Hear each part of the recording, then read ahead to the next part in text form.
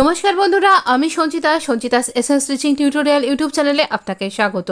আজকে একটা ভীষণ ট্রেন্ডি এবং স্টাইলিশ নেক ডিজাইন শেয়ার করছি। দেখুন খুব ভালো করে, এখানে 10.5 ইঞ্চি বাই 10.5 ইঞ্চি একটা ক্যানভাস পেপার নিয়ে নিয়েছি। এবার আমরা এই ক্যানভাস পেপারটাকে ফোল্ড করে দেব। যে কোনো দিকেই ফোল্ড করতে পারেন। তো এভাবে ফোল্ড করে নিয়েছি, পিন দিয়ে আটকে নিলাম। এবার আমরা একটা মেজারমেন্ট নেব। এই ফোল্ডেড সাইড থেকে আমরা নেকের উইথটা নিচ্ছি 3 ইঞ্চি। এবার নেকের লেন্থ বা উইথ আপনি আপনার মেজারমেন্ট অনুযায়ী ছোট বা বড় করতে পারেন।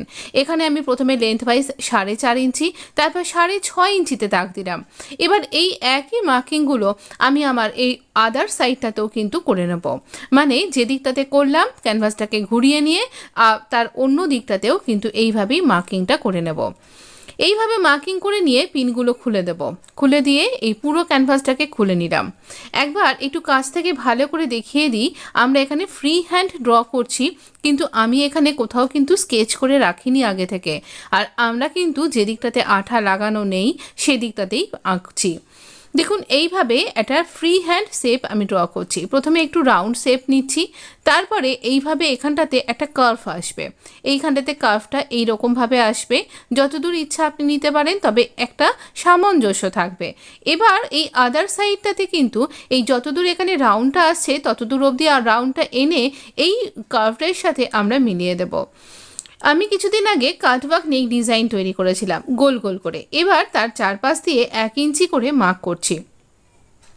তো এই কাটওয়ার্ক নেক ডিজাইনটার মতন করেই আমার মনে হলো একটু অন্যরকম শেপের যদি নেকটাকে কাট করা যায় তাহলেও কিন্তু বেশ মন্দ লাগবে না। তাই এই রকম একটা কাটওয়ার্ক নেক ডিজাইন আপনার জন্য নিয়ে এলাম। কেমন লাগছে পুরোটা দেখার পর আমাকে কমেন্ট করে জানাতে ভুলবেন না। দেখুন এইভাবে এই কর্নারটাতে এইখানে আমাদের কিন্তু একদম প্রপার 1 ইঞ্চি তো 1 ইঞ্চি এইরকমভাবে মার্ক করতে হবে। বিশেষ করে এই যেখানটাতে আমরা কার্ভটা করেছি সেখানটা যেন একদম পার্টিকুলার ঠিকঠাকভাবে এইভাবে কর্নারটা তৈরি হয়। এবং এই 1 ইঞ্চিটা 1 ইঞ্চিই হবে কিন্তু। তার কারণ আমরা কিন্তু এখানে এই নেকটাকে বাইরে টার্ন করে আনব।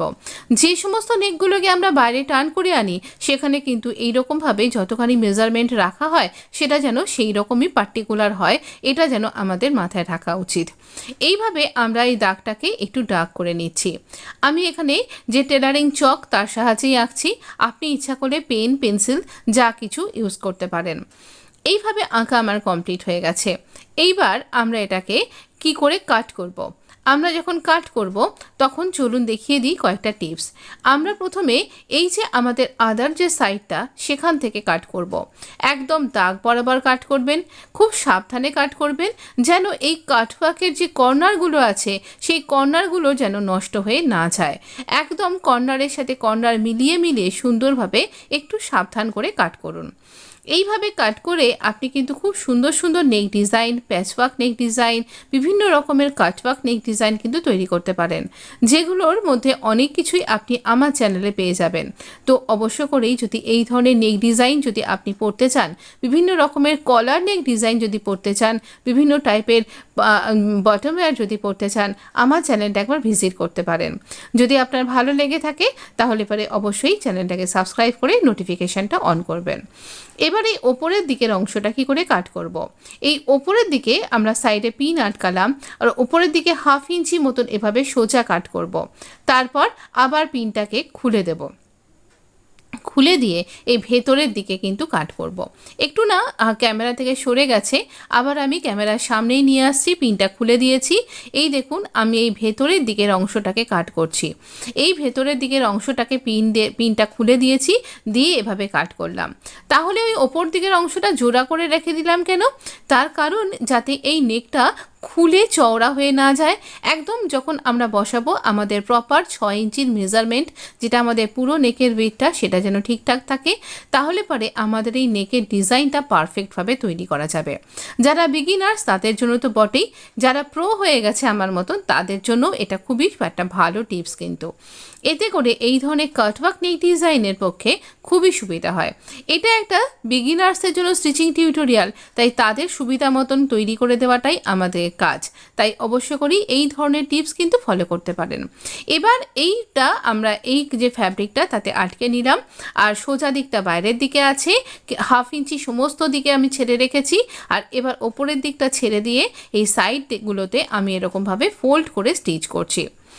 এই রকম ফোল্ড করে স্টিচ করতে গিয়ে যেন আমাদের ক্যানভাসটা ফোল্ড হয়ে না যায় সেটা খেয়াল রাখতে হবে, এবং খুব ক্যানভাসের ধার ঘেঁষে ঘেঁষে কিনারা বরাবর স্টিচ করতে হবে, তবে আমাদের স্টিচিংটা পারফেক্ট হবে। এই যে এখানে একটা কর্নার ছিল, সেখানটাতে একদম এন্ড পর্যন্ত এই ভিটা পর্যন্ত আমরা কাট করলাম, যাতে করে এই ফ্যাব্রিকটা আমার টার্ন করতে সুবিধা হয়। এইভাবে আমরা এই রকম গোল করে দেখুন পুরো প্যাচটাকে ঘুরিয়ে দিচ্ছি প্যাটার্নটাকে। এই নেক প্যাটার্নটা ভীষণ সুন্দর দেখতে লাগে। আপনি যে কোনো ধরনের মনে করুন একরঙা কোনো ফ্যাব্রিকের কুর্তি তৈরি করছেন, যেমন আমি একটা আনারকলি কুর্তি করছি, শর্ট আনারকলি কুর্তি, তো সেই শর্ট আনারকলি কুর্তির মধ্যে আমি এই নেক ডিজাইনটা অ্যাটাচ করব। তো অনেকখানি ভিডিওটা বড় হয়ে যাচ্ছিল বলে আজকে আমি আপনাকে এই কুর্তিটার এই নেকটা ফ্রন্ট নেকটা শেয়ার করলাম। এবার এই কুর্তিটার যেটা আমাদের ব্যাক পোর্শন সেখানে আমি এভাবে রাখছি। এবার এর উপরে এই প্যাচেরও উল্টো দিক আর কুর্তিরও উল্টো দিক এরকম মুখোমুখি রয়েছে আমার দিকে। এই রকমভাবে মিডল মার্কিংয়ের সাথে মিডল কাট মিলিয়ে এইভাবে পিন দিয়ে আমরা সমস্ত দিকে আটকে নিচ্ছি। আমার মনে হয় পিন দিয়ে আটকে নেওয়াও যায়, সামনে মাঝখানে স্টিচও করে নেওয়া যায়। যেহেতু এখানে একদম মিডিলে শেষ পর্যন্ত স্টিচ করা যাচ্ছে না, আর এখানে অনেকগুলো কার্ভ রয়েছে, তাই জন্য আমি এখানে অনেকগুলোই পিন আটকে নিয়েছি, যাতে করে আমার এই কুর্তির নেক ডিজাইনটা একদম পারফেক্ট হয়। দেখুন এই কর্নারটা একদম কিন্তু কোনা পর্যন্ত আমরা স্টিচ করব, কিন্তু ক্যানভাসের ওপরে কিন্তু স্টিচটা হবে না।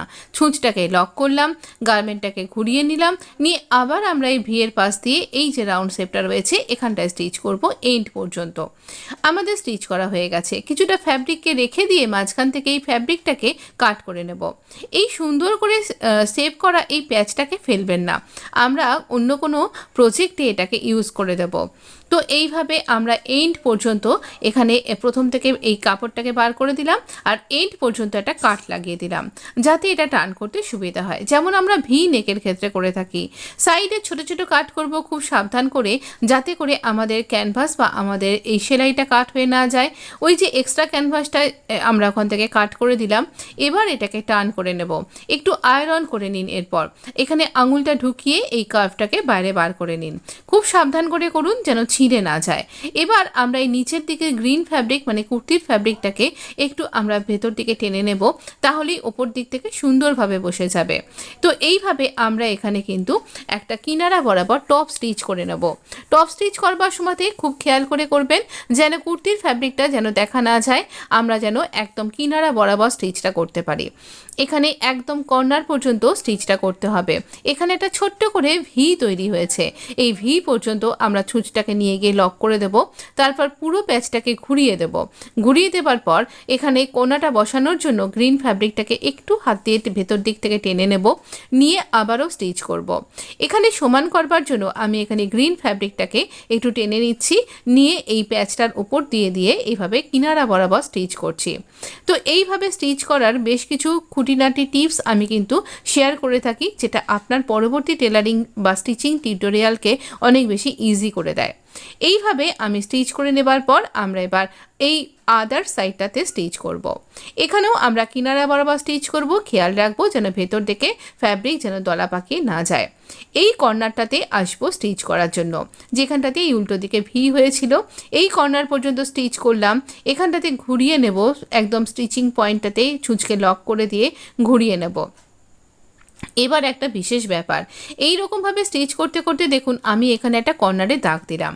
এই যে থ্রেড আমি এখানে লেসগুলো তৈরি করেছি টাসেল হিসাবে, এই থ্রেড লেসগুলো আমি রাখি তৈরি করার সময় এবং একটা নেক তৈরি করার সময়তে, নেক ডিজাইন তৈরি করবার সময়তে এটা কাট করেছিলাম। বেশ কিছুটা থ্রেড আমার রয়ে গেছিলো, ভাবলাম এখানে একটা টাসেল তৈরি করে নিই। তো এই টাসেলটা থ্রেড টাসেল কী করে তৈরি করতে হয় সেটাও আপনার সাথে শেয়ার করা হবে। এখানটা প্রথমে সমান করে ছেটে বাদ দিলাম, এগুলোকেও ফেলবেন না, এগুলো অনেক প্রজেক্টে কাজে লাগানো যায়, অনেক রকম ক্রাফটিং করা যায়। তো এর পরে না হয় শেয়ার করব। এখানেও এই অংশটাকে একটু ছোট করে দিলাম। আমি এখানে দুটো লেয়ারে এই টাসেলটা তৈরি করছি, আর এই রকমভাবে এই কর্নারটাতে এইভাবে স্টিচ করছি। যেহেতু একটা পিকক কালার রয়েছে এই আমার প্যাচটার মধ্যে, তাই পিককের একটা শেপ আমি এখানে আনার চেষ্টা করেছি, বা এই লেসটার মধ্যে একটা টাসেলটা তৈরি করলে আমার মনে হলো বেশ সম্পূর্ণ লাগবে। আপনি অন্য যে কোনো কিছু ইউজ করতে পারেন। আপনার এই ডিজাইনটা কেমন লাগলো পরে জানাতে কিন্তু ভুলবেন না। যদি ভালো লেগে থাকে তাহলে লাইক দিতে ভুলবেন না, বন্ধুদের মধ্যে শেয়ার করতেও ভুলবেন না। আবারও আমরা বাকি সেলাইটা কমপ্লিট করব। এই রকমভাবেই আমরা পুরো স্টিচ করব। এখানে আপনি লেসও লাগাতে পারেন কিন্তু। এইভাবে আমাদের ডিজাইনটা রেডি হয়ে গেছে, চলুন দেখিয়ে দিচ্ছি। এখানে দেখুন কত সুন্দরভাবে আমাদের নেকটা কমপ্লিট হয়ে গেছে। আমি এর আগের ভিডিওতে এই কুর্তিটা স্লিভ ডিজাইন তৈরি করে দেখিয়েছি, কি করে প্রপার মেজারমেন্ট নিয়ে আপনি বেল স্লিভ তৈরি করতে পারেন। এরপরের ভিডিওতে নিয়ে আসছি এই কুর্তিটার সুন্দর একটা ব্যাক নেক ডিজাইন, আর তার সাথে থাকছে এই কুর্তিটার সম্পূর্ণ কাটিং এবং স্টিচিং টিউটোরিয়াল, যেটা একটা শর্ট আনারকলি। তাহলে অবশ্যই কানেক্ট থাকুন। ধন্যবাদ বন্ধু, ভালো থাকবেন, সুস্থ থাকবেন।